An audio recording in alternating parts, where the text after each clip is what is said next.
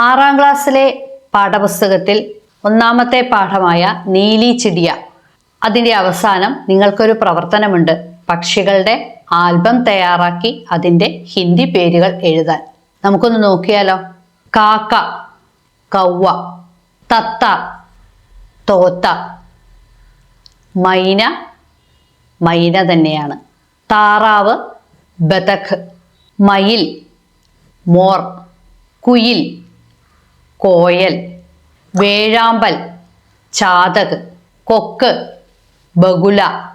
മരംകൊത്തി, കട്ട്ഫോഡ്വ. കോഴി, മുർഗി. കുളക്കോഴി, ജൽമുർഗി. അത് നമ്മൾ 5ാം ക്ലാസ്സിൽ പഠിച്ചതാണ്. മൂങ്ങ, ഉല്ലു. ഇനി ഏതെങ്കിലും പക്ഷികളുടെ ഹിന്ദി പേര് അറിയണമെങ്കിൽ നിങ്ങൾ കമൻ്റായിട്ടിടുക.